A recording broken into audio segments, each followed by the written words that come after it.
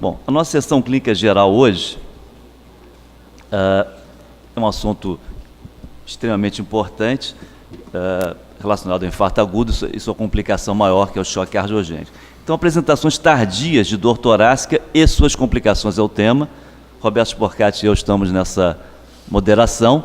Boa tarde a todos. Mais uma vez, obrigado pela presença. Nossos objetivos nessa sessão são, a partir de um quadro de síndrome coronariana aguda, numa situação de complicações de doença coronariana de apresentação tardia, discutir a melhor utilização dos recursos tecnológicos. Vocês vão observar os momentos de decisão, de suporte circulatório, tipo de suporte circulatório e, portanto, esse é o objetivo principal. O caso se presta a muitas discussões, mas eu destacaria, assim, em especial, a evolução clínica, que por vezes é imprevisível.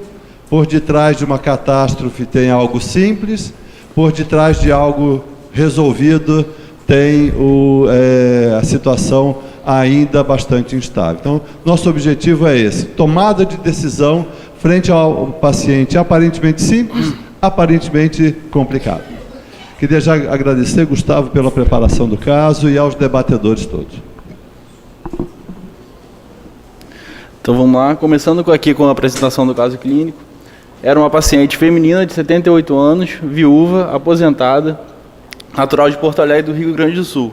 Ela chega ao hospital com uma queixa de visão branca, referindo que na manhã do dia 2, numa manhã do dia anterior ao que ela veio ao hospital, ela estava na praia e apresentou subitamente uma turvação visual, que segundo ela visualizava somente a cor branca.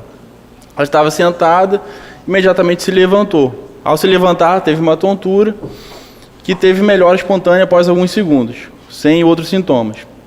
No final da tarde do mesmo dia, por volta das 17 horas, ela teve uma dor torácica retroesternal, em repouso, quando estava assistindo televisão, de caráter opressivo, com irradiação para ambos os ombros, uma intensidade de 9 em 10. Ela negava a dispneia e outros sintomas associados. A dor durou durante toda a noite, com dificuldade até de dormir, mas ela permaneceu em casa. E pela manhã, ela ainda com dor, mas com uma discreta melhora. E quando ela chega ao hospital, ela tem uma dor com o mesmo caráter e com uma intensidade de 5 em 10. Ela negava que tivesse outros episódios prévios de dor torácica. Da história patológica pregressa. Era hipertensa há 15 anos, diabética tipo 2 há 8 anos. E uma história de neoplasia de mama, com uma mastectomia direita e quimioterapia há 5 anos. De história familiar e social, era ex-tabagista, 60 maços ano, não tinha história familiar de doença coronariana. Usava Benicar HCT, 40 12,5 uma vez por dia, pantoprazol, 40 por dia, e metformina, 850, 2 vezes ao dia. Ao exame, ela estava lúcida, orientada, corada, eupneica em ar ambiente, tinha um bom enchimento capilar, os pulsos simétricos e não tinha turgência jugular a 40 graus, patológica a 40 graus. A pressão dos membros em torno de 150 por 90, uma frequência cardíaca de 113 com saturação de 99%, e frequência respiratória de 20. Aparelho respiratório, nada de alteração. Cardiovascular, um ritmo regular, com uma B4 sem sopros. E o abdômen e membros inferiores sem alterações. Aí é feito o eletrocardiograma às 7h46 do dia 3, aproximadamente uns 6 minutos da admissão no hospital. Doutor Gilson está aqui. Doutor Gilson, quer analisar o eletro? V1, V2, V3, V4, V5 e V6. O que chama a atenção, primeiro, o ritmo é sinusal, mas a onda P está um pouco mesetada, sugerindo a possibilidade de crescimento de aurícula esquerda e aurícula direita. E em V1, nós observamos uma deflexão intrinsecoide um pouco rápida, o que sugere também a possibilidade de Não, aqui não dá para ver. V1, V2. Chama atenção na parte das precordiais, uma modificação importante do segmento ST com supradesnivelamento em V3, em V2 e discretamente, mas tem 1 milímetro mais ou menos aqui. E nós vemos em V4, V5 e V6, todas as ondas são negativas e a ausência principalmente de eco QRS. Esse S provavelmente é devido a um bloqueio divisional anterior e o bloqueio ramo esquerdo, que está bem evidente aqui também, nesse quadro aqui. E um QS, mas um QS que é relativamente limpo, não tem sinais assim que sugiram a possibilidade que seja por aqui um infarto do miocárdio. De modo que é um eletrocardiograma com um eixo elétrico francamente desviado para a esquerda, com bloqueio completo de ramo esquerdo e com alterações importantes da repolarização ventricular, chamando a atenção que em AVR não tem supra, como na sessão anterior havia, mas tem em V1, V2 e V3. E não tem um R tardio, mas tem S aqui. Quer dizer, praticamente uma síndrome de Brugado, qualquer coisa desse tipo, pode ser afastado pela presença de ausência de bloqueio ramo direito e S. Quer dizer, sugere alteração difusa da repolarização ventricular, com comprometimento importante, provavelmente de uma artéria importante, seria descendente anterior, possivelmente nesse caso aqui. Agudo ou crônico? Agudo ou crônico? Aqui é um pouco difícil, porque o ST está supradesvielado. Daria para pensar que é agudo. Nesse caso ainda aqui. Obrigado, professor. Ana, você gostaria de fazer uma análise? Esse paciente está chegando à sala de emergência com esse retardo, com esse delta T longo, ela passou a noite toda em casa com dor, não é isso? Uhum. Quantas horas tinha quando chegou na emergência? 15 horas, do início até o olhar. De evolução do início do quadro clínico à chegada à sala de emergência.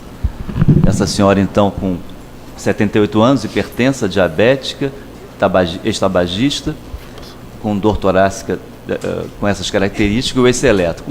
Qual seria a sua análise e conduta assim, mais imediata, Ana? Na sequência, Ana, da pergunta, né? É crônico, é agudo, é crônico, subagudo ou agudo? Um infarto agudo do miocárdio subagudo, pelo próprio tempo de início de dor, pelas alterações já não tem um supra mais tão evidente, talvez esse supra já tivesse realmente em fase de inversão de onda T e já redução dessa alteração elétrica, esse tempo todo tardio. A apresentação dela na emergência, quando ela chega ainda com dor torácica, né? Então, é diferente da gente pegar um paciente já com um tempo maior passado de infarto, sem dor clinicamente estável, né? Ela chega para a gente com dor, ela chega com taquicardia, com uma discreta hipertensão, realmente com sintoma. Então, nesse momento, a gente acreditando que é uma paciente, mesmo que seja um infarto subagudo, mas ainda com dor naquele momento, não tem como a gente pensar. A gente tem que pensar em reperfusão miocárdica. Você concorda com isso, Ana? Aqui, detalhe do detalhe, a gente provoca nesse resumo. Com supra. Você acha que isso foi um infarto com supra há 15 horas ou uma síndrome sem supra também de um tempo indeterminado? E aí, não é? Se nós vamos calcular time risco, estamos calculando para com supra ou sem supra? O Grace fica fácil, né? Fica fácil, fica. Não tem alteração. Não é como calcularíamos isso? E até que ponto, então? Isso é importante pelo fato de ter dor. Joga outro. E a Ana vai... O fato de ter... A Ana já vai aqui nessa tabelão aqui, Ana. O fato de ter dor, doutor Roberto, independente... Se você pensa numa síndrome sem supra e o paciente sem dor, e já pensando em ter tido uma dor tardia, e ele não tendo nenhum critério de alto risco, a gente até poderia pensar num tempo um pouquinho maior para ele ser levado para a cineangiocoronariografia, né? Agora, no fato do paciente ter dor, ele tendo dor naquele momento, dentro de um hospital, principalmente como o nosso, não tem como a gente começar um tratamento clínico e não pensar em levá-lo para a cineangiocoronariografia. Isso já seria uma dor refratária, enfim. E ainda mais a gente pensando esse tempo todo, 15 horas, mesmo que fosse uma síndrome sem supra, se a gente acreditar e calcular scores para síndrome sem supra, um paciente com dor e com uma dor já prolongada, não tem como a gente não pensar também em não ter uma reperfusão o mais rápido possível. Já é muito tempo de sofrimento miocárdico para esse paciente. Interpretaria esse quadro como uma síndrome com supra, e para mim esse paciente tem que ir o quanto antes para a cineangiocoronariografia. Em relação à antiagregação, a gente discute muito, né, aqui já discutimos outras vezes aqui na sessão, o momento da gente fazer, qual antiagregante.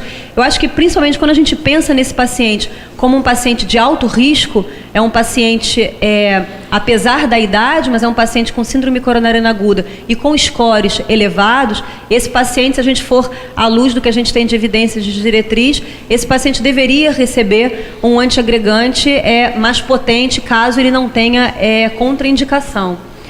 Nesse momento, a gente faria dupla antiagregação com AS e ticagrelor, ao meu ver. A gente pode abrir o leque para a questão.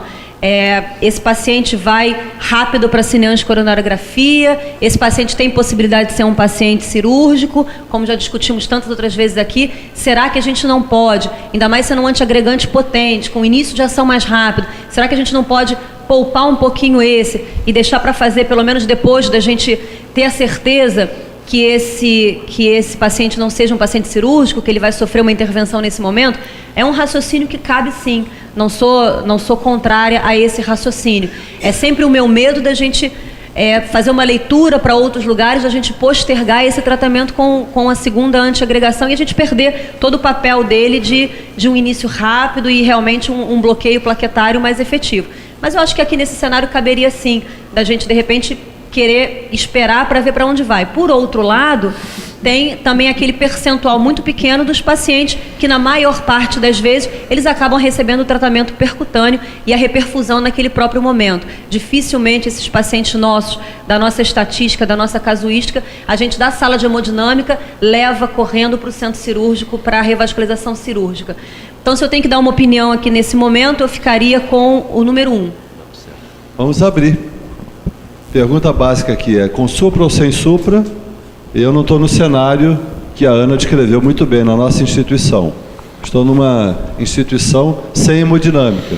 Então são dois aspectos aqui de terapia antiplaquetária, que hoje, de certa maneira, não tem tanta diferença se é com supra ou sem, uma maneira simplista, mas tem o aspecto de reperfusão. E aí, então, o Luiz Antônio já está pedindo a palavra, o Seta, não é? No sentido, assim, de indicação de reperfusão, indicação de angiografia, um cenário ou outro. Vamos imaginar agora aqui, Luiz, uma UPA. UPA. Ah, bom, é para ir para a UPA? Não, eu ia comentar dentro do cenário... Aqui, tá muito simples para você. Você é o homem da emergência. Eu só queria faria trombolítico na UPA. Eu só queria apenas... Eu só queria apenas frisar... Porque olha só... que a paciente já foi estratificada por Grace e por time Risk Score, e o time já foi estratificado como supra, porque houve 8 pontos de um total máximo de 14. Então esse é um aspecto muito importante, mas esquecendo os scores prognósticos de estratificação do risco, é uma mulher idosa diabética. Eu paro aí nos fatores, digamos assim, de gravidade per si, ou seja, do próprio paciente, e que se apresenta com 15 horas de evolução, a meu juízo, indubitavelmente com infarto, com supra de ST, numa fase já subaguda da evolução, e provavelmente evoluindo com muita necrose miocárdica, passível de muita isquemia também, e passível de resgate.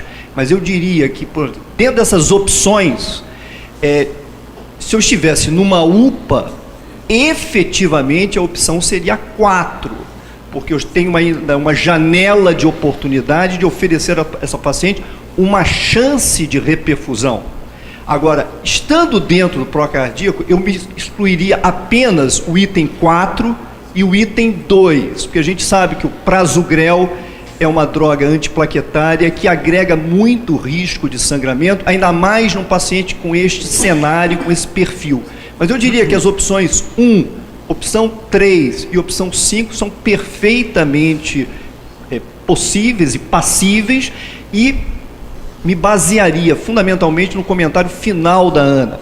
Essa paciente precisa do laboratório de hemodinâmica e provavelmente de uma intervenção percutânea. Só para encerrar a fala, ela chega ainda hipertensa e taquicárdia. Esses dois aspectos também são fatores de risco ao paciente, porque, entre aspas, é um miocárdio algo suicida. Ele está gerando ainda muita pressão, está com aumento de frequência cardíaca, mas ela se queixa de uma visão embranquecida, provavelmente por hipofluxo cerebral, de maneira por má perfusão periférica. Não estranharia se o lactato estivesse elevado. E deu 3 opções. O que você faria? Não, eu faria a opção 1 para ela. Por que eu faria a opção 1 para essa paciente? Porque observem que clopidogrel na dose de 600 miligramas é uma dose a ser instituída em pacientes que vão rapidamente para o laboratório de hemodinâmica com delta T inferior a 2 horas. Isso efetivamente é plausível. Só que essa é uma indicação absolutamente com baixa evidência científica, muito baixa. E antiagregar rapidamente com ticagrelor em 180 miligramas de dose de ataque é uma indicação com bastante peso científico. O estudo Plato está aí para nos mostrar isso com clareza. Então, dentro do procardíaco, a minha opção é 1. Fora do procardíaco, numa UPA, eu não tenho dúvida que seria a opção 4. Eu não perderia tempo em transferir essa paciente com delta T de 15 horas e, a meu juízo, Fernando já adiantou, mas na iminência da hipertensão e taquicardia, se transformar em hipotensão e choque, por necrose miocárdica. Seta. Gustavo, volta o eletro. Seta, você chegou de manhã na nossa unidade cardio-intensiva do Hospital Pedro Ernesto. Ok? E o colega falou, você teve um infarto com supra? Não, eu plantonista decidi não fazer trombólise, porque tinha 15 horas de evolução, porque estava amputado o QRS e não tinha supra de ST que indicasse a trombólise. Você cumprimentava o plantonista ou você pedia para eu fazer um intensivão de infarto para ele? Foi certo ou foi errado? Então, olha só. Né? Estamos numa unidade sem sala de hemodinâmica, um delta T alargado, critério de trombólise, não é? Dor mantida, supra de ST, mais do que 1 ou 2 milímetros, dependendo da derivação, que não cedeu. Qual a expectativa de uma definição de coronariografia ou de trombólise? E aí, né, Luiz, você comentou, salvamento miocárdico. Qual R eu vou salvar desse QRS aqui? Acho que importante pontuar aqui, Roberto. Primeiro, eu sou um entusiasta da trombólise. E eu acho que no SUS o tratamento para o infarto com supra é a trombólise, porque a gente não tem disponível angioplastia primária.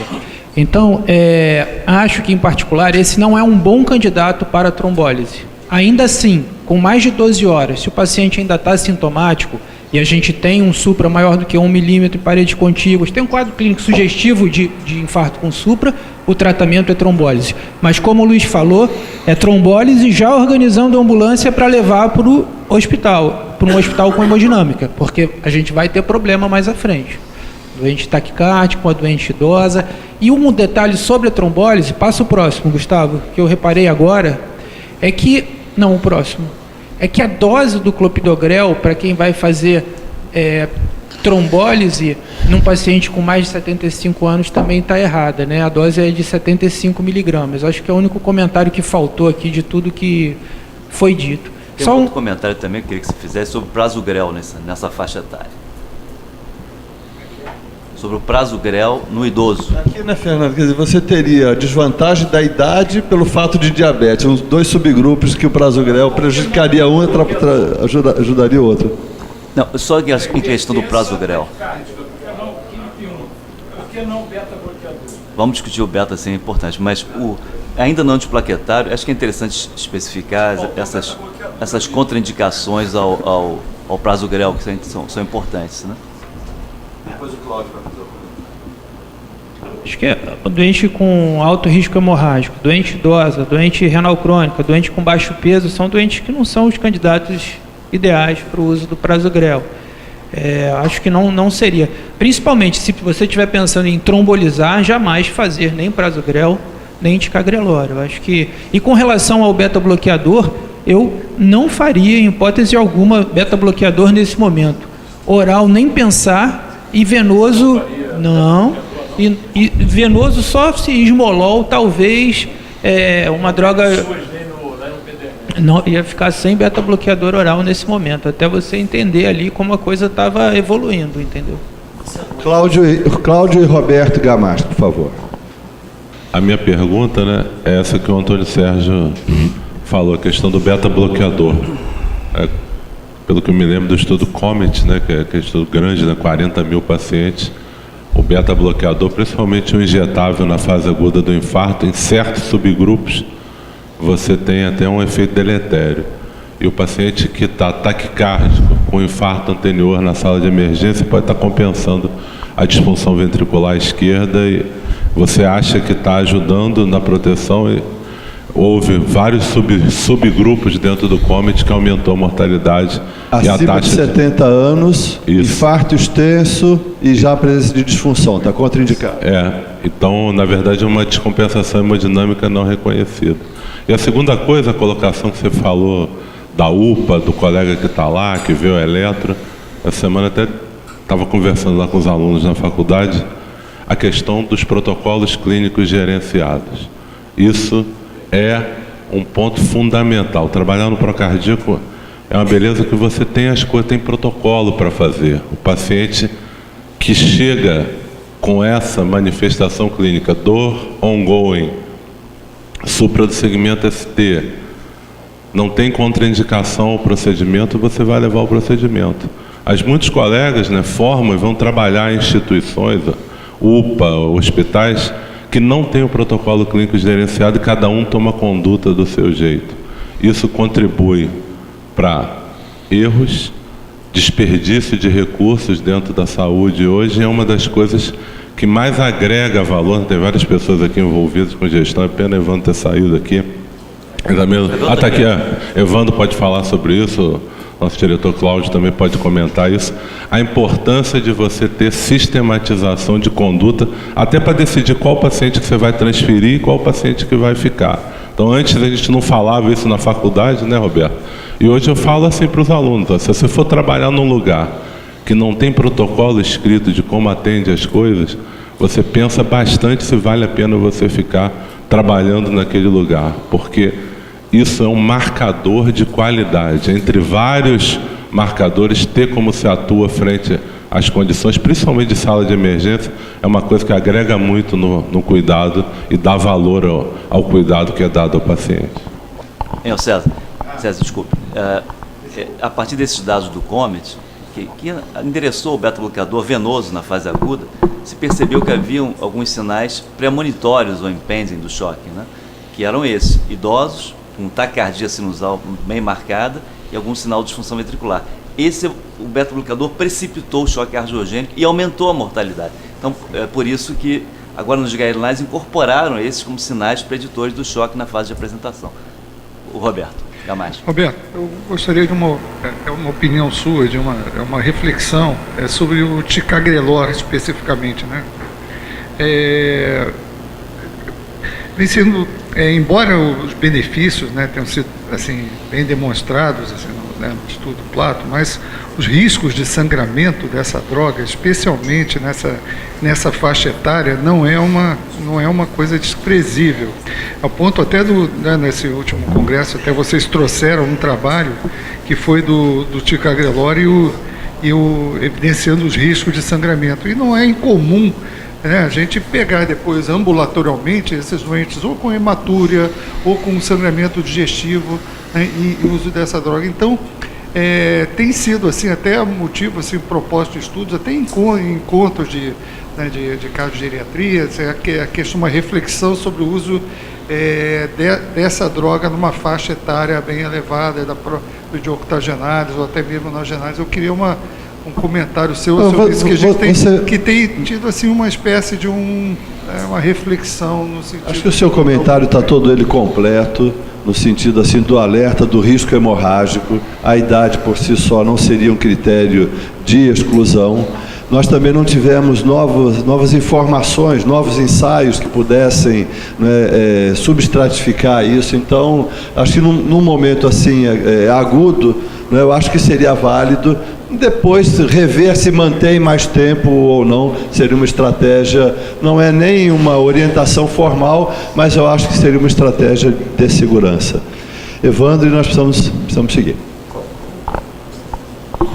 Eu achei muito apropriada a observação do Seta e o comentário do Cláudio, que é justamente o sistema de saúde, né? A gente acredita muito que o sistema de saúde pública ele está muito doente, mas o sistema privado também é muito doente.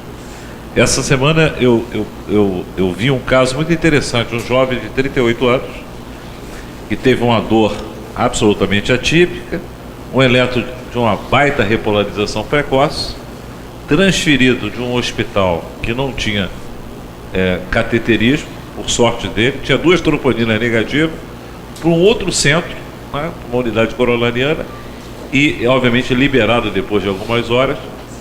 E por quê? Porque nós ainda não temos telemedicina e telesaúde, não é? E isso seguramente da maior operadora do Brasil, não é? Para você entender o quanto que esse que a gente chama de cuidado de baixo valor, pegar alguém que não tem infarto, botar numa ambulância, transferir para um centro que tem unidade coronariana, mobilizar as pessoas e não ter a doença. Então, a gente precisa entender isso, que não é só o setor público hoje que gera cuidado de baixo valor. E a telemedicina e a telesaúde, e nós temos aqui uma oportunidade ímpar. Nós temos no hospital pelo menos 10 cardiologistas de plantão 24 horas, 7 dias por semana, 365 dias, e por uma ferramenta muito simples nós podemos ajudar as pessoas. E esse é um caso que eu gostaria muito de estar junto com você, Roberto, junto com você, Fernando, junto com o Seta, para poder guiar, porque não é um caso simples. Vamos seguir, vamos ver o que... Pois não? E já assim, antecipando, um critério para trombólise para essa paciente é muito questionável. Porque ela tem dor, mas o eletro dela não é mais para trombólise, é para coronariografia. É diferente isso, mas não é para trombólise. O salvamento miocárdico desculpa, vou repetir. O salvamento miocárdico da trombólise aqui, se ocorrer, será mínimo. Comentário muito rápido, só por conta da provocação do Cláudio Tinoco, que falou de sistemas de saúde e de gestão e da implantação de atendimento sistematizado e protocolo. É muito importante a gente sempre ter em mente o seguinte: protocolos e sistematização de atendimento garante qualidade mínima em redes e sistemas. Não é o caso desse hospital, que, ao contrário, é líder em opinião e puxa a fila com relação à técnica e à qualidade do atendimento. O risco que a gente sempre precisa ter em mente quando a gente fala desse assunto é justamente o gestor interferir nos protocolos com uma visão de gestão. Daí a importância do gestor ter conhecimento médico, na minha opinião, e sempre manter a ordem correta das prioridades de uma instituição: segurança, qualidade e experiência do cliente, desfecho, ótimo, qualidade assistencial e, em quarto lugar, depois disso tudo, o resultado financeiro, o resultado do negócio. Mas essa ordem sequencial e hierárquica das prioridades de uma instituição tem que ser sempre preservada. Seu discurso traz um novo alento ao corpo clínico do Hospital Procardíaco. Obrigado. Então, Gustavo. Aqui, rapidamente, de recomendações, né, quanto à conduta nesse caso. Que em paciente com mais de 12 horas do início de sintomas, a estratégia de intervenção percutânea primária é indicada se na presença de sintomas sugestivos, né, arritmias potencialmente fatais e instabilidade hemodinâmica. E aqui, no caso, como angioplastia primária. E que seria uma opção a terapia com fibrinolítico, se há ausência de contraindicações, mas com menos de 12 horas, como foi falado, pelo benefício e pelo tempo. Então, essa paciente foi submetida à coronariografia com em torno de 16 a 17 de horas de evolução do início da dor, e um tempo zero, né, que é a nova preconização do guideline, que é a hora do diagnóstico eletrocardiográfico quando você passa a corda na lesão, sendo 3 minutos. Tempo prolongado. Eu acho que a gente tem condições de fazer um tempo muito melhor aqui. Não sei exatamente quais as razões.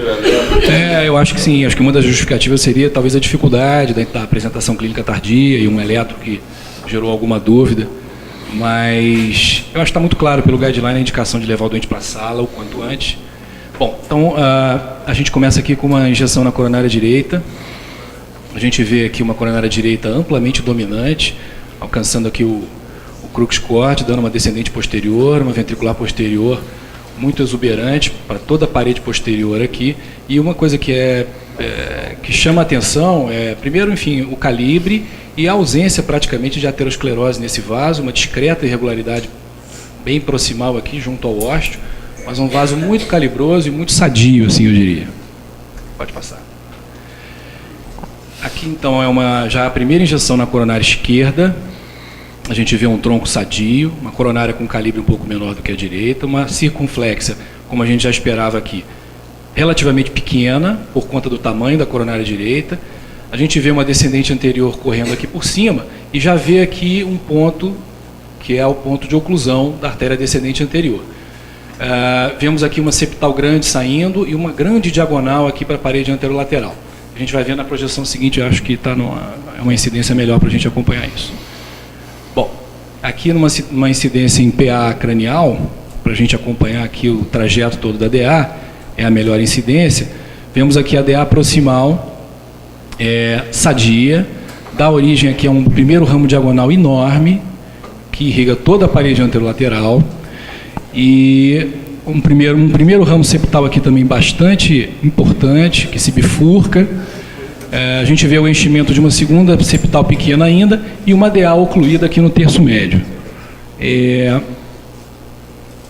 Acho que você tem mais alguma injeção de coronariografia? Não, agora intervenção, né? Tá. Então, só para comentar, para comentar em relação ao que eu esperaria encontrar, obviamente pelo eletro, o doutor Dilson já falou, a gente esperava encontrar uma alteração angiográfica no território da descendente anterior, o vaso está ocluído, com time zero, a gente não observava a colateral da coronária direita.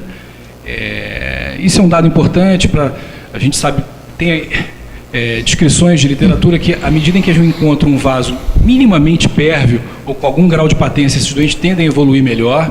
Se eu não tenho nenhuma patência do vaso e também não tenho nenhuma colateral, isso é um preditor de uma má evolução a longo prazo, nessas tentativas de recanalização mais tardias. O fato é que o time é zero, a gente vê, provavelmente tem trombo aqui, a gente não vê uma carga muito grande de trombo, a gente vê simplesmente um stop aqui da coronária. E agora o que chama atenção em relação àquele eletrocardiograma, que parecia ser um eletro de infarto anterior extenso, já numa fase subaguda, é que a oclusão da DA, ela se dá aqui no terço médio e não no terço proximal. E após a emergência de grandes ramos aqui, né? Então, aquela situação clínica da doente, embora tivesse classificada como KILP1, porque tinha uma pressão arterial ainda normal, até levemente hipertensa, ela já tinha sinais de, eventualmente, uma situação de pré-choque, com taquicardia e uma certa questionável assim, turvação visual. Então, aquele drive adrenérgico estava provavelmente levando ela a ter aquele regime de pressão normal.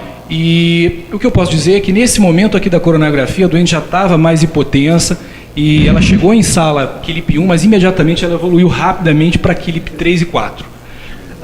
O Francisco, que estava comigo na sala, precisou manter essa doente durante a intervenção inteira com droga vasoativa, ou seja, o choque realmente se demonstrou ali, naquele momento ali dentro da sala de hemodinâmica. E o que me chamou mais a atenção foi isso, embora fosse uma DA terço médio, já numa fase tardia, ok, mas ela provocou um transtorno hemodinâmico muito significativo, com choque e necessidade de amina vasoativa, para uma intervenção que a gente habitualmente faz em terço médio da DA, que não leva a todo esse transtorno hemodinâmico. Aqui já é o pós-angioplastia, né? Aqui é uma guia, através da DA, a gente vê já um stent implantado aqui. Assim que eu cruzei a guia, a gente balonou o fluxo lento na DA distal, Né? Aqui o vaso está recanalizado, mas com fluxo a princípio time 2, o contraste entra lentamente, os outros vasos se esvaziam de contraste e a DA distal aqui se esvazia mais lentamente em relação aos outros vasos. Diria que é um time 2, um vaso muito fino distal, que é o aspecto que a gente normalmente encontra quando a gente recanaliza vasos já em fase tardia, são vasos mais murchinhos, que vão para uma região com bastante necrose já, a gente tem normalmente esse aspecto. Tá? Nessa fase aqui, então, no final da recanalização já da DA, a doente estava dependente de noradrenalina, já classificada como KILIP 4, e a gente decidiu, então, colocar um suporte hemodinâmico através da contrapulsação com balão intraórtico. E não sei se você tem alguma outra projeção. Tem aqui o pós... aqui já sim, aqui é o resultado final. Tá? Um stent aqui na DA, a DA recanalizada, segmento distal. A gente vê que nem é uma DA assim muito longa, que contorna a ponta e irriga parte da parede inferior. Né? Não, a coronária direita é uma coronária muito grande, que dava uma descendente posterior que alcançava o ápice. Então, para a gente imaginar que esse segmento aqui de DA pudesse gerar todo aquele transtorno hemodinâmico, eu achei que é possível, mas não é o habitual. Tá? Isso me chamou a atenção na intervenção. A anatomia coronariana e a DA ainda tem fluxo bem lentificado. É possível que esse segmento aqui fosse talvez intramiocárdico, porque tem uma tortuosidade grande aqui, e a gente observa aqui um kink, que isso pode ser uma entrada no segmento miocárdico aqui da DA no terço médio, depois sai na frente. Mas o vaso está aberto, ele está lavando, embora com leito distal muito fino, classificaria isso como um fluxo final time 2, a gente conseguiu uma recanalização, mas não foi a recanalização ideal, considerando o tempo aí, 16 horas, né, de abertura do vaso. E numa doente que agora sim está em KILIP 4 e a gente então decidiu colocar ela em contrapulsação. Em relação a esse fluxo lento, na sala você fez alguma medida para microcirculação? Tinha até uma filmagem dessa, mas também acho que não valia a pena botar tudo. Mas teve um momento em que eu troquei, passei um microcatéter, porque uma das estratégias para a gente tratar o slow flow no reflow, tem algumas medicações, a gente usa habitualmente a adenosina, que é o mesmo princípio do FFR, de tentar abrir a microcirculação e fazer com que aquela microcirculação que está obstruída melhore o fluxo ali, a gente tem um blush, enfim. E a melhor maneira de fazer isso é fazer seletivo na DA. Então a gente colocou um microcatéter posicionado após o stent e a gente injetou a adenosina, foi o que melhorou. Não sei se vocês repararam, o fluxo naquela penúltima injeção, quando estava com a corda guia ainda estava pior, e nessa última estava um pouco melhor. Ele já foi pós. Eu já tinha feito a adenosina através do microcatéter. E basicamente o que a gente pode fazer. Outra coisa que a gente pode lançar a mão também é fazer um inibidor de glicoproteína 2B3A, porque eventualmente ele pode ajudar na melhora do fluxo distal. A gente, se eu não me engano, nós não fizemos REO para ela. Fizemos? Fizemos, né? Então fizemos REO, porque é uma outra coisa que pode ajudar também na tentativa de melhorar o fluxo na microcirculação e reduzir o slow flow no reflow. Então aqui, resumindo o que foi feito, que já foi falado. Dupla antiagregação com a S-clopidogrel, 600 mg. A recanalização com fio guia, dilatação e implante do stent farmacológico no terço médio da DA, que a princípio não teve um fluxo distal bom, e foi feito Reopro e adenosina. Com relato de fluxo time 2 para 3, né, pós a infusão. Nesse contexto da paciente em sala, ela faz uma instabilidade, né, com hipotensão persistente, interpretado como um choque cardiogênico, é iniciado dobutamina e epinefrina, e é feito ainda na sala um ecocardiograma para descartar alguma complicação mecânica. Né? Só um comentário ainda antes. O motivo desse eco foi exatamente isso. Como eu achei que estava o quadro clínico e o transtorno hemodinâmico era tamanho em relação ao vaso que foi tratado, que eu pedi um eco na sala, porque eu achei que a gente podia ter alguma complicação mecânica. Ou não é comum, mas claro, fez um CIV ultra agudo, porque não é o tempo de fazer, mas eventualmente houve uma perfuração da corda guia distal do vaso e ela está tamponada. Então, diante dessa desproporção, eu pedi um eco na sala e essa foi a razão. Bom, esse exame foi feito então na sala de hemodinâmica, né? Esse é um corte subcostal, tá? O que chama a atenção é uma hipercinesia das regiões basais e uma hipocinesia de todo o resto do ventrículo esquerdo e do ventrículo direito também. Lembrando muito um Takotsu, tá? Só para lembrar, a gente já viu, quer dizer, as alterações segmentares são desproporcionais à lesão coronariana. Só lembrando que a gente já viu Takotsubo em paciente com infusão inadvertida de amina, adrenalina. A gente já viu isso aqui. Então, fazendo uma extrapolação, não sei até que ponto as aminas podem ter contribuído para esse quadro aqui inicial, tá? Tem outro? Tem, né? O aspecto é muito típico e reparem vocês que o Takotsubo, essa é a forma, seria a forma mais clássica, né? Que é uma forma que acomete síndrome do abolamento apical e que preserva a contração basal e de maneira circular. Repara aqui que preserva do VD também, tá? O anterolateral, septo basal, aqui a parede lateral do VD e o resto tudo hipocinético. Então, isso aqui definitivamente não corresponde ao território da descendente anterior. Tem mais uma imagem? Aspecto muito típico. Isso aqui é muito típico de Takotsubo. Reparem vocês que essa parede aqui, a inferior, média e apical também está hipocinética, tá? E só aqui as regiões basais.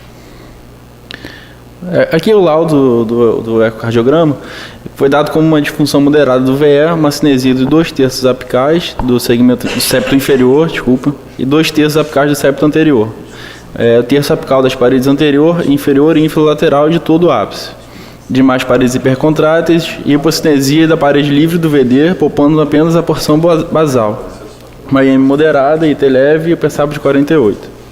Essa IM era por dilatação aguda e repuxamento dos músculos papilares. Marcelo, eu ia fazer uma pergunta para você, a partir do que o Arnaldo falou. Essa senhora, com todo esse contexto clínico, com infarto anterior, com uma lesão aguda no terço médio da descendente anterior, ela tem uma anatomia favorável, tinha um ramo diagonal imenso, quase que uma segunda DA em paralelo, patente, uma coronária direita toda aberta, com seus ramos, como o Lavaldo bem demonstrou, distais totalmente patentes, e tem esse curso clínico na sala de hemodinâmica, e o ecocardiograma que foi feito, o Arnaldo analisou, mostrou uma série de tubos segmentais, mas mostrou também acometimento da parede inferior e do VD.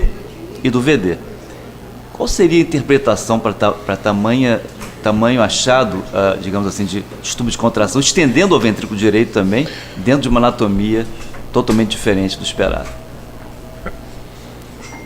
Bom, nesse caso, até agora, que eu poderia dizer, a interpretação do Laval foi perfeita pela desproporção anátomo-funcional. Então, o ecocardiograma mudou toda a linha de visão desse doente.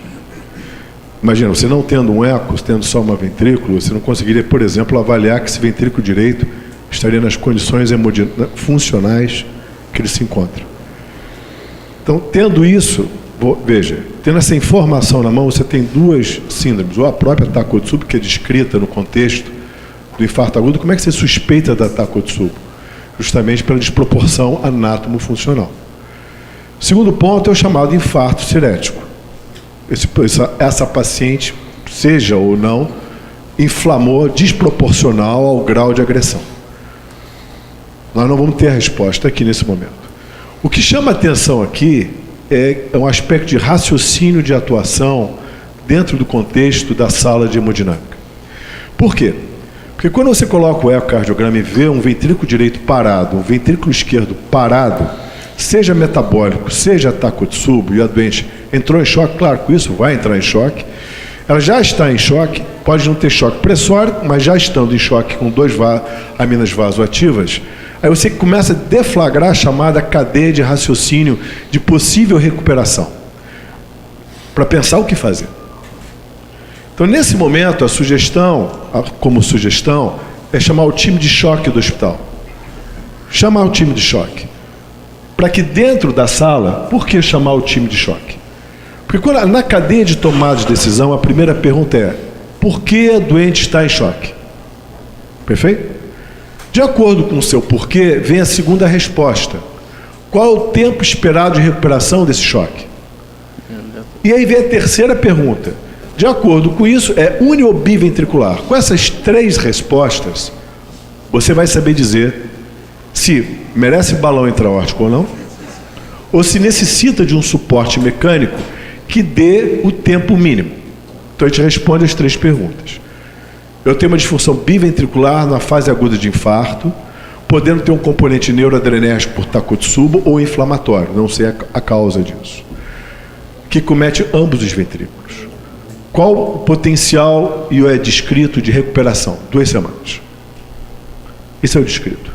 Quando é infarto, é 3 semanas a 4 semanas. Mas não parece que seja um infarto. Por que 2 semanas? Por causa do tempo médio de interleucina e é o tempo médio de recaptação dos receptores beta-neuroadrenérgicos. Então, de cara, a gente sabe que esse doente, por isso que eu digo, foi muito bem indicado, extremamente feliz a indicação do eco. Na sala de hemodinâmica, esse doente não recupera em 1 semana. Eu preciso chamar o time de choque, eu preciso botar esse doente no suporte para que ele possa, o mais breve possível, tentar jogar para a janela de 10 dias. E aí o time de choque poder discutir não o balão, mas sim um ECMO nesse momento. Por quê? Porque é biventricular. Como tomada inicial de decisão. Para que possa-se, a partir daí, proteger cérebro, miocárdio, rim e fígado, e de acordo com a próxima evolução, ver o que vai acontecer. Então, nesse primeiro momento, Fernando, ou é inflamatório ou é neuroadrenérgico, ok, mas não vai resolver muito. O que chama atenção é biventricular grave, 2 inotrópicos, grave, time de choque do hospital. Seria essa sugestão, porque a abordagem foi, assim, fantástica para esse doente até agora. A abordagem toda foi perfeita. Só eu acrescentaria chamar o time de choque dentro da sala de hemodinâmica. Não está com cara muito boa, né, Marcelo? Né? Não tá, 2 ventrículos parados. Como vamos discutir mais esse ponto, vamos ver um pouquinho a mais, depois da intervenção, da contrapulsação, agora esse paciente chega na unidade cardiointensiva. Né? E a gente vai voltar nisso aí. Aqui tem o eletro pós-coronariografia, que aqui, a princípio uma baixa voltagem, né? Um QR ali em V1 e V2. Houve uma regressão do supra, mas manteve uma T invertida em parede lateral, anterolateral, né? Anterior lateral. Está compatível com a evolução do infarto de parede anterior, né? Tem baixa voltagem. Tinha baixa voltagem. Tinha baixa voltagem. Tem algum alentecimento de condução pelo ramo direito, tem QR em V2, tem um R em AVR também mais pronunciado, vetor final. Taquicardia nodicente de frequência. Esse tinha sido um questionamento sobre a conduta na sala de hemodinâmica, frente ao que já vai falar. Bom, vamos ouvir então a opinião dos nossos debatedores. Acho que todos eles poderiam opinar sobre conduta na sala de hemodinâmica. Nós temos algumas opções aqui de aminas com balão, de aminas e ECMO, o suporte farmacológico em Impella 5.0 e o Centrimag. Não, só acrescentando, assim, esse caso é bem representativo, exatamente do que o Marcelo falou, da necessidade da gente ter uma atuação oportuna e precoce e um grupo que trate da linha de cuidado desde que essa paciente entrou na sala. Então, assim, em relação à minha visão, que é a visão do time cardiotorácico, dentre essas opções de conduta, eu acho que a primeira conduta para ela seria, obviamente, a abordagem hemodinâmica, a coronariografia, mas também a utilização do ultrassom, do ecocardiograma, para exatamente o que o Marcelo falou, definir o grau de choque, que era um grau de choque extremamente avançado, uma disfunção biventricular, e que tem que ser definida o quanto mais precoce possível, que isso vai ter impacto no desfecho de mortalidade. Então, só para ilustrar, do ponto de vista da anestesia cardiotorácica e cardiovascular, o porquê que o ecocardiograma é considerado o maior avanço da anestesia cardiovascular de todos os tempos. Justamente por isso, porque a gente nos permite identificar, diagnosticar e tratar esse tipo de paciente de forma bastante precoce. Fernando, só para esclarecer, em nenhum momento eu acho que esse paciente tem um Takotsubo inicial. Em nenhum momento, tá? O estudante não tem quadro clínico, não tem eletro de Takotsubo. Eu acho que foi alguma coisa evolutiva. O Fernando vai falar que não falou ainda. Nesse momento, né, e que já foi exposto, a minha opção aí na sala de hemodinâmica não está na tela. Seria noradrenalina. Eu manteria o balão intraórtico, porque foi após a abordagem de angioplastia e tem um refluxo mitral moderado no eco, ou seja, possivelmente ele ajudaria a descomprimir o ato esquerdo das pressões para trás, o VE, e eu instalaria a ECMO. Eu concordo com o Marcelo na disfunção biventricular. Então, para mim, a opção seria a opção 6, noradrenalina, ECMO e BIA. Eu não faria dobutamina. Eu não faria dobutamina. Eu instalaria a ECMO, deixaria o balão e deixaria noradrenalina. Não contemplado. Pode falar. Complementando, eu acho que a dobutamina, desculpe, Fernando, estaria bem indicada porque aliviou o VD em termos de pulmão. Mas isso nós já discutimos, sempre vai ser uma discussão de classe C, né? Você está certo, classe C. É classe C. Eu acho que o importante é a gente lembrar o seguinte: nós estamos no melhor hospital do Rio de Janeiro. Nós temos o melhor grupo de hemodinâmica. Nós temos o melhor grupo de unidade coronariana. Nós temos os maiores especialistas de doença coronária do Rio de Janeiro, estão nesse hospital, estão coordenando essa mesa. Nós temos o melhor time de choque desse hospital, do Brasil. Não é nem Rio, é Brasil. Ninguém tem a experiência do hospital procardíaco, ainda. E não terá se a gente puder implementar e juntar esse grupo de líderes. Nós temos lideranças aqui em contestes.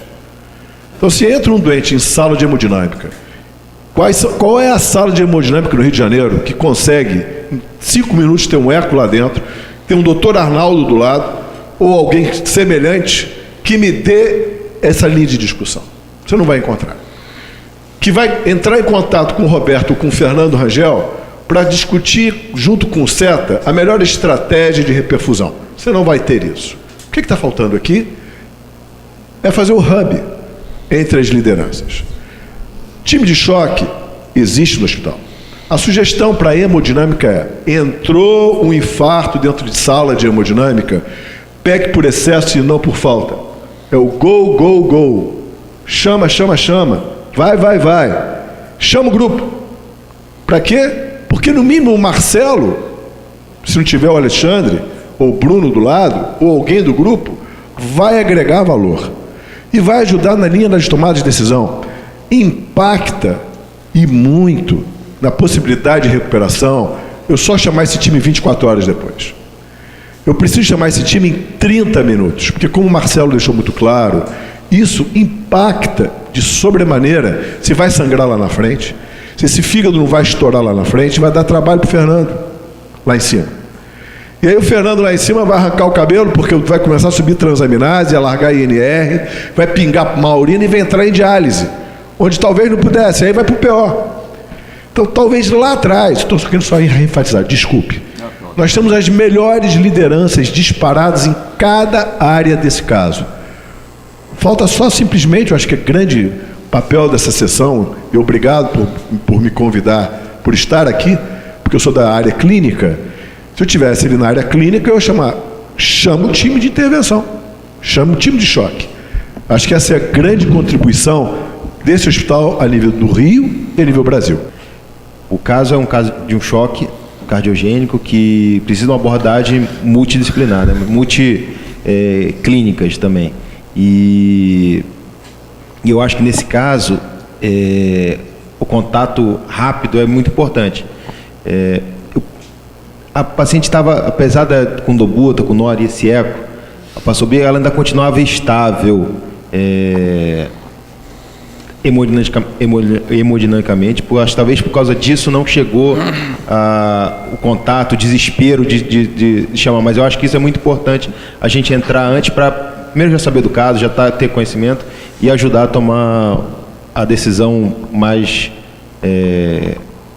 embasada possível. Mas acho que mais para frente a gente vai poder comentar melhor. Vamos lá, porque Vamos lá. Aqui eu tinha colocado algumas recomendações do eco, do balão intraórtico, dos dispositivos de curto tempo, mas vamos... o que foi feito... Acho que o que foi feito, o Guilherme já comentou, o balão intraórtico na sala de hemodinâmica.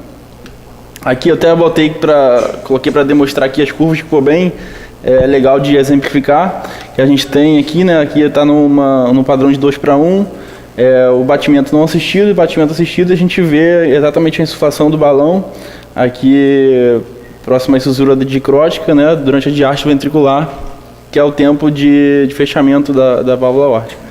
E o ganho diastólico que a gente tem de pressão do batimento não assistido.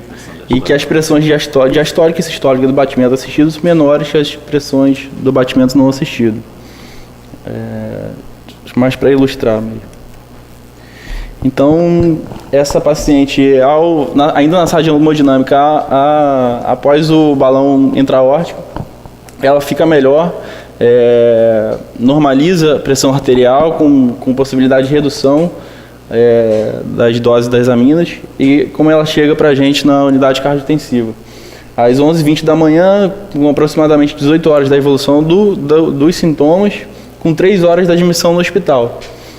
Sem inotrópicos e sem aminas, com um balão de uma proporção 1:1, e como ela chega? Lúcida e orientada, eupneica, em ar ambiente, com bom enchimento capilar periférico, sem turgência jugular, conversando, uma paciente que você olhava e que você não diria o que ela passou, né, até aqui. Uma pressão de 100/60, uma frequência cardíaca de 86, uma saturação de 98% em ar ambiente. A escuta respiratória limpa, cardíaca também sem alterações, e o restante normal. Sem aminas. Há 20 anos, a gente estava já nessa empolgação de choque cardiogênico, a tese de doutorado do Fernando. Ninguém acreditava, porque ele mostrava que tinha 27% de mortalidade, choque cardiogênico do primeiro infarto. E um dia eu chego na unidade coronariana, tem um choque cardiogênico no 171. Quando eu chego lá, tem alguém almoçando. Falei, eu acho que não é esse leito. Depois eu vi que estava o balão intraórtico ao lado e o paciente estava almoçando, né? Agora, é o que a gente está encontrando aqui? Libera o almoço para essa paciente ou não? Ainda não. Só que ele foi... Veja só, e agora, não é, com esta situação aqui, eu pediria aos senhores que pegassem ali o prontuário e façam a prescrição dessa paciente. E foi essa reflexão. O Montero falou que não quer a caneta, ele quer o eco. Ele quer o eco. E a pergunta era, né? Com amina ou sem amina? Coloca ou não? Vou fazer hidratação. Meio 2 ml por quilo por hora. Faço beta ou não faço beta? Como eu prescrevo essa paciente? Certo? E aí, então, o caso clínico vai começar. Eu queria faltam 15 minutos para terminar. Eu queria não estar hoje aqui, a sessão acaba às 3, tá bem? Okay? Eu acho que esse é o ponto mais interessante da nossa sessão, porque exatamente nesse momento eu cheguei na coronária, fui ao leito ver a doente. Como o Gustavo falou, a doente não só estava lúcida, acordada, se sentindo bem, como contando piada para acompanhante, extremidade quente, lactato normal, boa perfusão e um balão, como vocês viram ali, que, assim, apesar da gente saber que o balão não muda a mortalidade, não dava para ser melhor o ganho praticamente do que aquilo que estava. Um ganho excelente, a doente sem aminas, muito bem.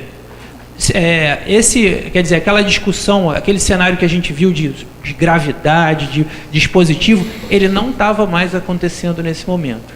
E aí vem a discussão, a gente não sabia direito o que fazer. Será que a gente precisa monitorizar melhor essa doente para entender o que está acontecendo, para depois pensar se a gente vai precisar ou não de dispositivo, mas isso sequer estava sendo considerado ainda nesse momento, né? Então a gente pensou em monitorizar. Fernando está pedindo a palavra, e nessa hora, certo, um pouquinho antes que eu cheguei, eu dei uma bronca entre nós, porque estava o Gustavo sozinho vendo o choque cardiogênico e o round acontecendo. E aí, então, bom, mas vamos fazer o quê, né, Gustavo? Como é que a gente vai prescrever agora, não é? Fernando? Se a melhora hemodinâmica foi tão grande, por que da opção da manutenção do balão 1:1? Isso é uma pergunta. Segundo. 3 Tinha horas. uma hora. 3 horas. 3 horas da admissão. Não, 3 horas de admissão no hospital. A segunda pergunta: como ficava a hemodinâmica se o balão fosse trocado para 2-1 ou 3-1 ou desligado?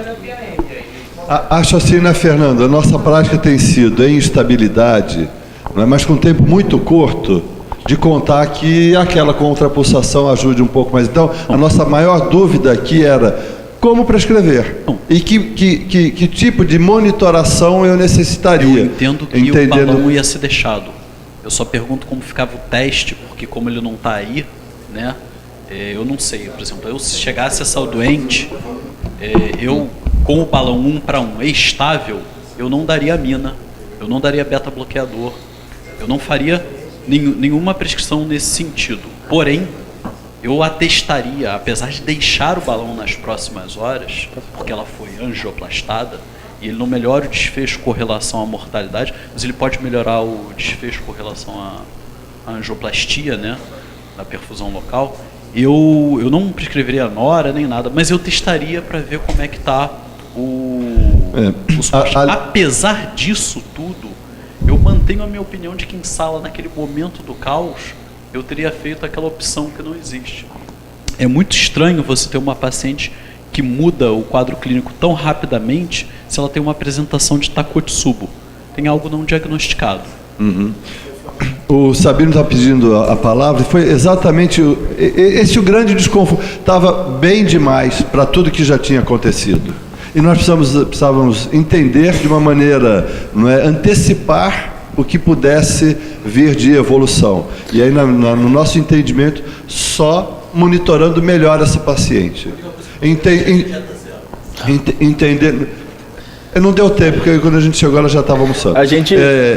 Entendendo o perfil hemodinâmico que ela tem agora de uma maneira inicialmente não invasiva, mas assim, até que ponto a monitoração invasiva poderia ajudar. Sabino e depois Montero. Antes do Sabino fazer só um comentário sobre o que o Fernando falou, o balão, na nossa opinião, ali tem duas funções interessantes. Em termos de ganho de débito, a gente sabe que ele é muito modesto. No entanto, ele melhora muito a pressão diastólica e a perfusão coronariana. Para uma angioplastia que ficou com resultado subótimo, que ela ficou com fluxo time 2, ali a manutenção do balão no mínimo 24 horas. Outra coisa interessante era para a insuficiência mitral, que ela tinha uma insuficiência mitral moderada. Então ali tinha duas funções do balão bem importantes. Por favor.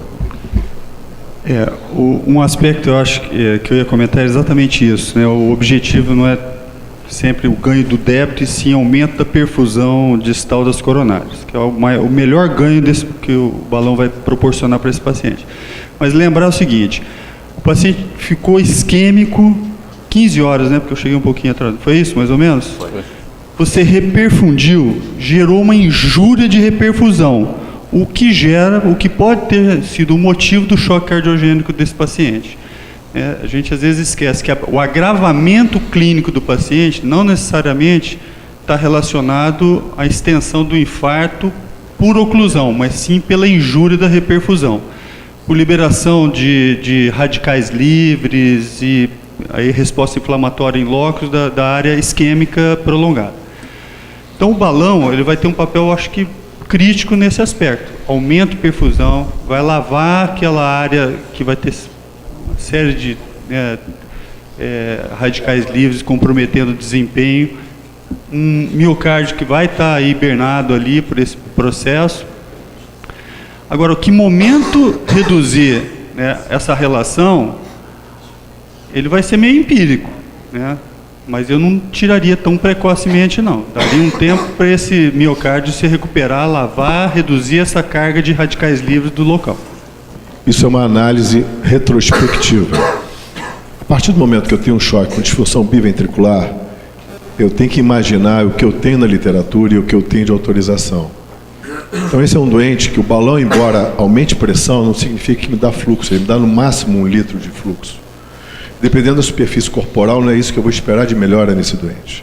Com 3 horas de choque, esse doente está em choque. Está em choque. Então tira o balão e vamos ver se não está em choque. Por isso que eu preciso do eco. Se eu ponho um eco aqui e o eco é igual, eu posso dizer, esse doente inflamou, daqui a 6 horas ele vai afundar. Esse rim vai parar. Então eu preciso do eco. Se eu coloco o eco e tá ambos os ventrículos parados, igualzinho, por que eu dei 2 minutos? Não, ele não melhorou. Ele está abrindo uma baita de uma inflamação que está me dando suporte ventricular para poder aguentar. Então, desligo o balão e vê como ele fica. Eu tenho 90 minutos, desculpe, 180 minutos aqui, para uma situação no qual eu tomava com noradorbuta, quase foi entubado, botou balão. Veja, é muito pouco tempo para eu poder estabelecer um prognóstico de recuperação sobre o miocárdio atordoado. Não podia estar comendo. Se o doente pode virar de uma hora para outra, estender o abdômen nas próximas horas, isso pode ser uma falsa melhora. Eu não teria mexido em nada. Não teria tirado a dobuta ainda, não teria talvez só reduzido nora, deixaria no balão. Já que se optou pelo balão, manteria balão, manteria a dobuta, deixaria melhorar o edema miocárdico. Eu não desfaço o edema miocárdico em 180 minutos. Eu mantenho o que eu tenho, independente do doente estar sorrindo ou não. O último doente que fez assim, foi a nossa célula gigante, ela queria ir embora com 1,6 de índex. A doente está indo para a academia de ginástica. 12 horas depois estava com o rim parado e acabou em ventrículo por célula gigante. Então, tomar cuidado com essa não fisiopatologia melhor. Isso que é só essa atenção. A pergunta é exatamente essa, né, Marcelo? Agora vou fazer dobuta, vou fazer quanto? Vou fazer volume, vou fazer quanto? Quer dizer, nós temos a necessidade agora de manter dentro desse raciocínio fisiopatológico, não é, que não é simples e realmente não é uma falsa estabilidade, o que a gente vai fazer desse arsenal terapêutico, não é? Sabino, 5 segundos, porque infelizmente parte grande a gente só vai mostrar. Muito legal esse caso. Complementando o que o Marcelo está falando, assim, o que eu perseguiria nesse caso para a gente ter a real visão de perfusão tissular, que é o mais importante. A gente quer dar perfusão para o tecido. Saturação venosa central, lactato e delta CO2. Então esse paciente ele tem que estar na nossa mão com esses parâmetros. O eco, se mostrar, aí o eco ele vai te dar a avaliação indireta disso. Se tiver um ventrículo parado, certamente você vai ver esses dados aparecendo na gasometria. Delta CO2, lactato e saturação venosa central.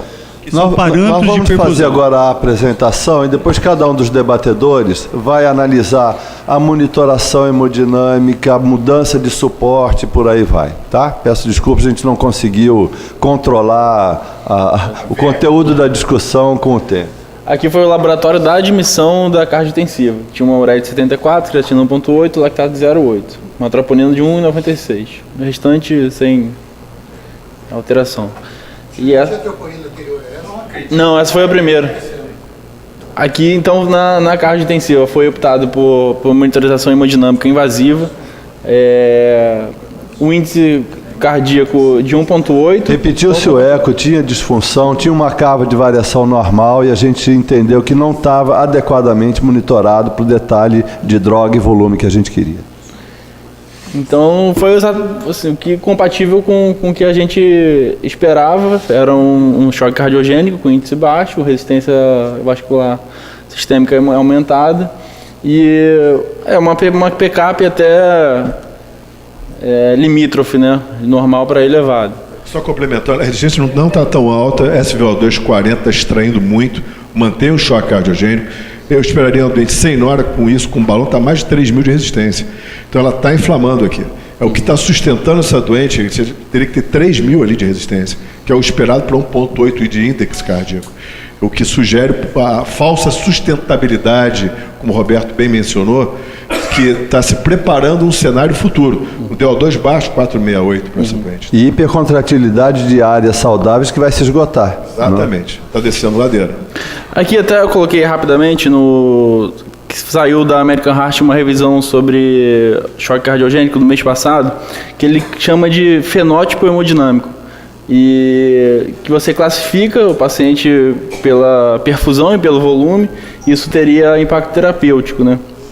Então aqui, revisando, no caso dessa paciente, talvez ela tivesse um choque cardiogênico euvolêmico com índice baixo e uma PCAP ali limítrofe, que segundo a revisão permitiria você fazer um teste com infusão de volume e pequenas alíquotas.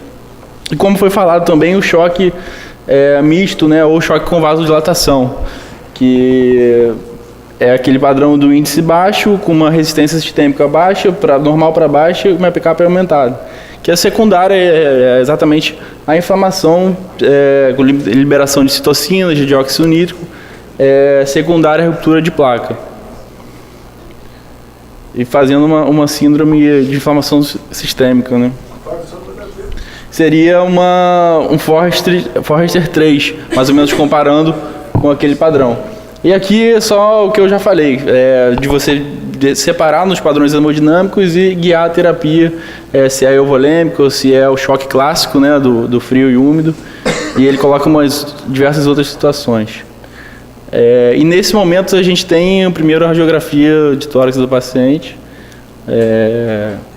no leito, né, da cardiointensiva, já parece ter um derrame pleural bilateral, já com uma congestão, e aí monitorizado com Swan-Ganz ou com balão.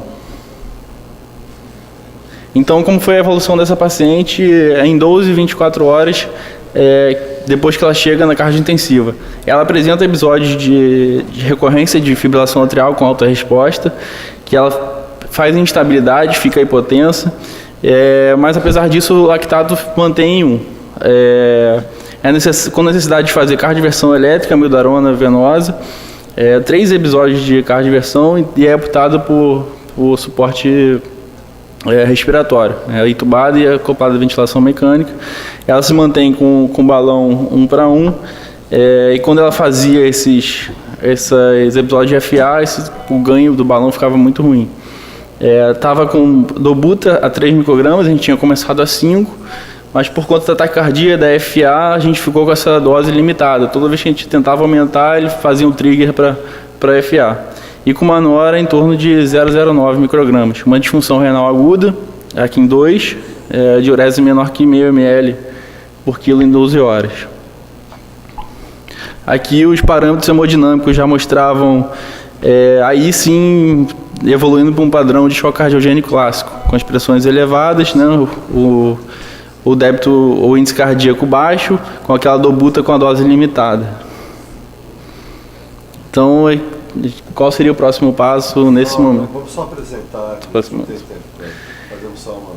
então seria a discussão, né, de evoluir o suporte. Aqui esse foi um slide de uma apresentação do congresso da ESC desse ano, que na doença aguda, né, os dispositivos disponíveis de curto tempo. Nesse momento a gente não faz implante de dispositivo de longa permanência. Então seria o balão, ele coloca como Thunder Heart, o Impella, o Protect Duo, que é um suporte mais de ventrículo direito e de oxigenação, e a ECMO. Aqui ficou pequeno, mas seria um fluxograma da abordagem do paciente com choque cardiogênico, que sempre se inicia pela terapia médica e suporte inotrópico, ventilatório necessário e a reperfusão, terapia de reperfusão. Descartar e tratar possíveis complicações mecânicas. Se o paciente estável, você vai progredir para o desmame, né, de inotrópico, da terapia que foi feita. Se o paciente evolui com instabilidade, você vai pensar nos dispositivos de curta permanência. E depois disso você vai avaliar a função cardíaca, com ponte para recuperação e desmame, e se não recuperou, você vai avaliar se houve sequela neurológica. Se houve sequela irreversível, vai evoluir para o desmame, e se não houve sequela neurológica, aí você vai pensar num dispositivo ou transplante ou um dispositivo de longa permanência. Então foi feito para essa paciente o suporte circulatório com univentricular esquerdo com Centrimag. Foi interpretada a disfunção de VD como uma interdependência, né, ventricular, e acreditou-se que descomprimindo o VE houvesse uma melhora de função do VD. Nessa noite foi para a unidade de pós-operatório. Isso. Ela, no pós-operatório imediato, ela tinha um fluxo de 4,2, ainda fazendo episódio de FA revertida, com uma noraepinefrina de 0,2 e milionora de 0,5. E com uma diurese razoável, melhor do que como eu estava vindo. E como foi a evolução da paciente? No segundo dia ela teve febre, um padrão de choque distributivo, foi começado antibiótico terapia, ela fez episódios de FA, que foram, nesse momento foi feito o controle de frequência cardíaca, disfunção renal, submetida a diálise contínua, vem tendo uma melhora progressiva. No 8º dia ela tem aminas em doses bem mais baixas, é estubada e mantida em suporte mecânico. Faz um episódio de melena, com queda de hemoglobina, necessidade de transfusão, e endoscopia com clipe e adrenalina em 3 úlceras duodenais. No 16º dia, ela faz um ecocardiograma à beira-leito, ainda estubada, mas com suporte mecânico. Aqui eu coloquei.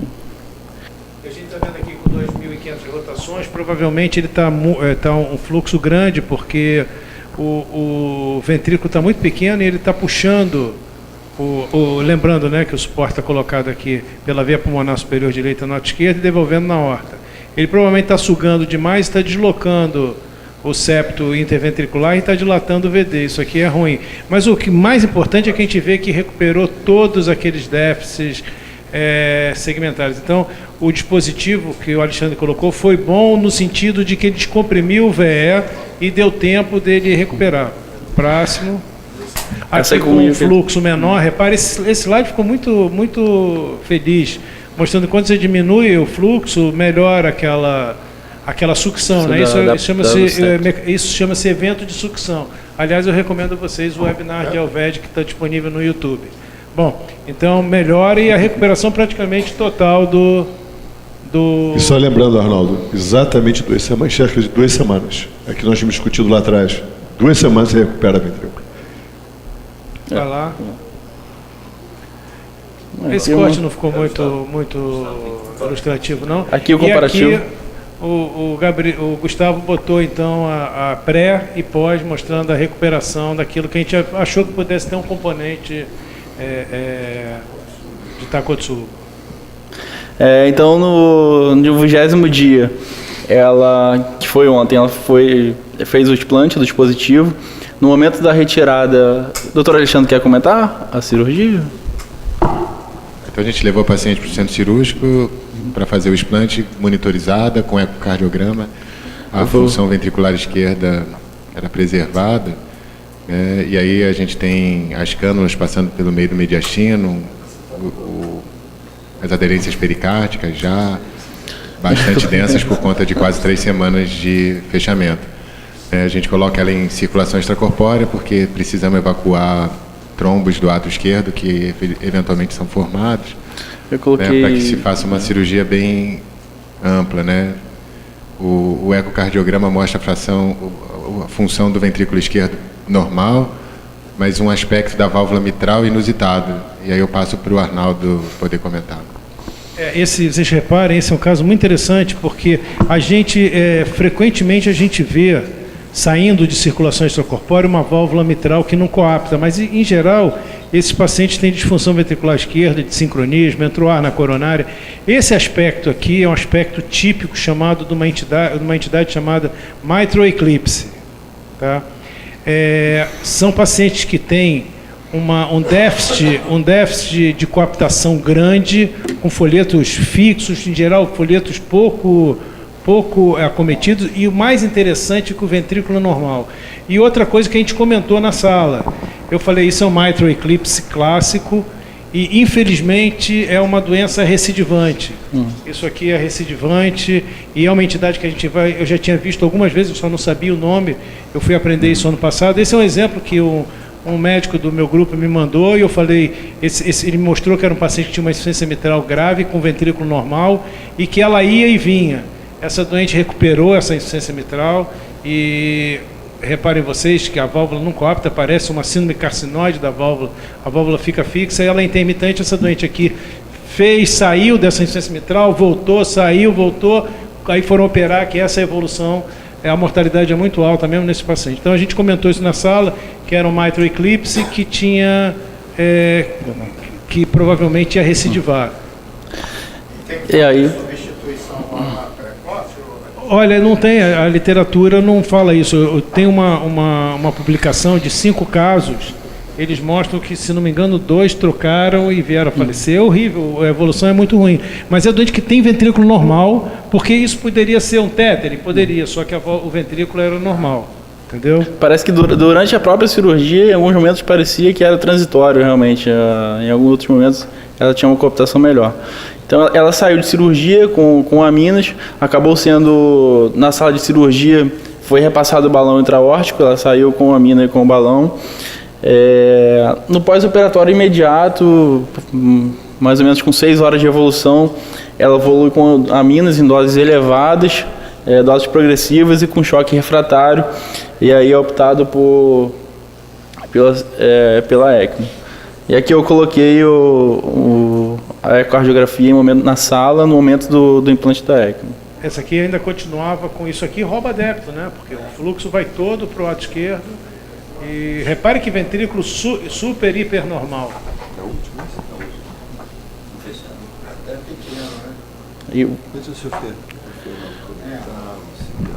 Essa aqui eu vou passar. Vamos ver um comentário do Fernando nesse aspecto pós-operatório. Usualmente, o que a gente tem visto no pós-operatório, depois que o paciente evolui inicialmente com necessidade de suporte e disfunção orgânica múltipla, né? Ventilação mecânica, insuficiência renal e necessidade de amina, é inflamação, que é seguida de febre e diagnóstico não muito claro de infecção. Ou seja, a gente não sabe se a gente está tratando uma infecção ou não, mas no contexto de agressão multiorgânica, febre, resposta laboratorial, cinética, acaba sempre entrando aquele esquema antibiótico para sepsia hospitalar, toda culturada, né? Mas sim uma evidência muito clara de que tem uma síndrome infecciosa ativa. Entra no contexto da gravidade. E foi o que aconteceu.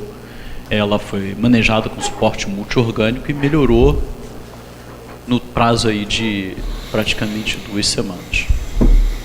Enfim, é a evolução normalmente que se segue aí habitualmente. A gente ficou 2 semanas dando suporte orgânico, né? Esperando a inflamação diminuir, como o Marcelo já falou, é isso mesmo, dura mais ou menos 2 semanas para ir recuperar e começar a fazer os testes de retirada. E esse infortúnio aí de ontem, né? Que realmente agora ela está extremamente grave em ECMO. Estava muito bem desmamando do Centrimag, mas não estava bem. Né?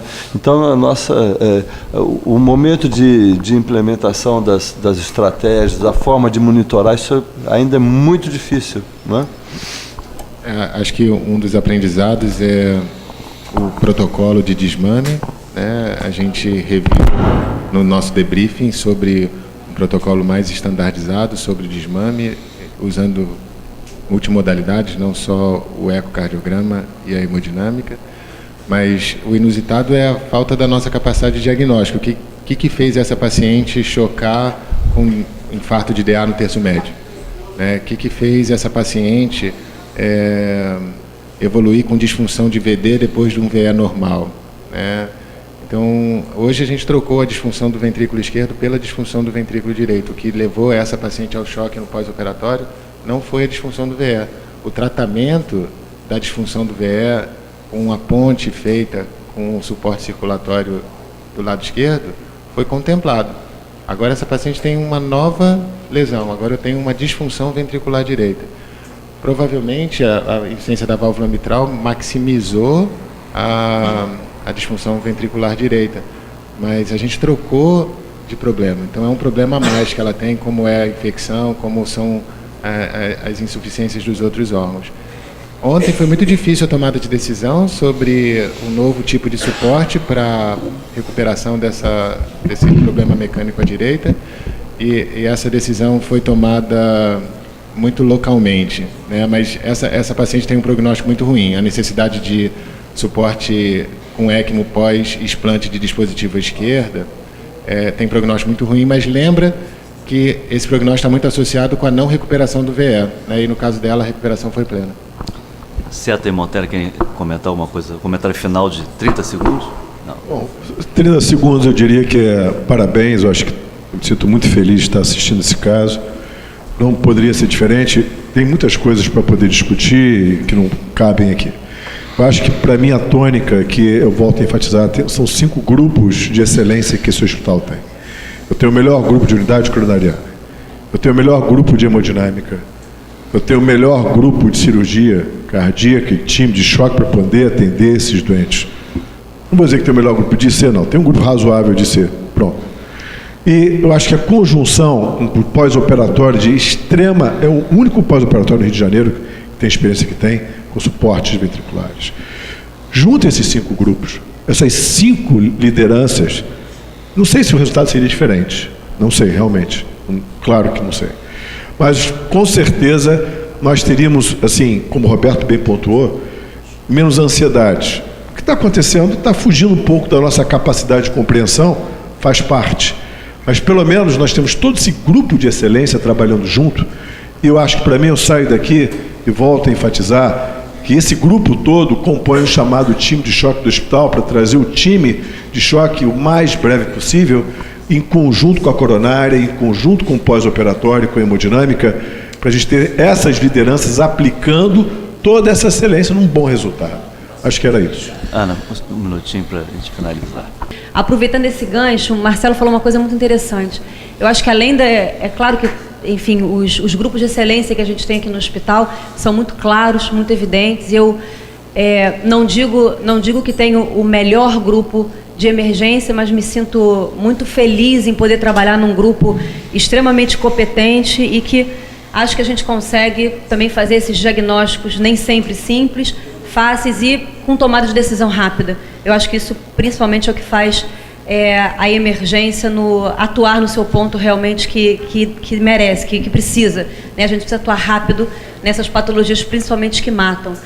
Mas eu acho que o ponto fundamental é realmente a gente chamar a atenção para a chamada desse time rápido e o quão mais precoce. Se não for naquele exato momento da chamada, já mesmo na emergência, da percepção desse paciente, que esse paciente pode ser um paciente candidato a suporte, ou se não for exatamente naquele momento, que talvez isso aconteça em algumas horas para frente, mas eu acho que talvez esse seja o alerta mais importante, sim, dessa sessão. É exatamente para a gente já começar. Ontem mesmo, a gente teve um evento, um caso difícil também na emergência, de um infarto com supra subagudo, e que a gente acabou tendo um desfecho não ideal, não que a gente queria, a paciente acabou falecendo, indo a óbito na própria sala de hemodinâmica, mas era um caso e que realmente isso aconteceu.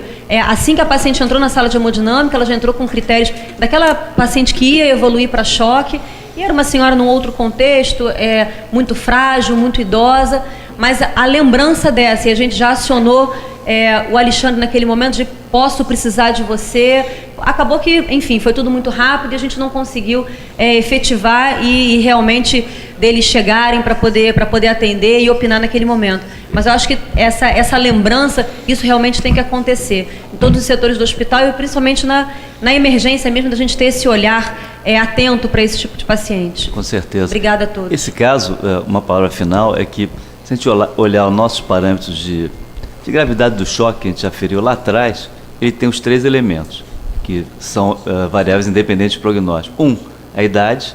Nós até pouco tempo não tínhamos nenhum sobrevivente acima de 80 anos, então a idade. Segundo, o delta-T. O delta-T foi muito longo para a reperfusão, mais de 15 horas. E o terceiro, a obtenção da qualidade da intervenção, que foi a melhor possível, mas dentro do contexto ainda ficou com slow flow, quer dizer, diferente do time 3 no final, já é considerado um resultado subótimo. Então tinha os 3 elementos, fatores preditivos de mortalidade relacionados ao choque.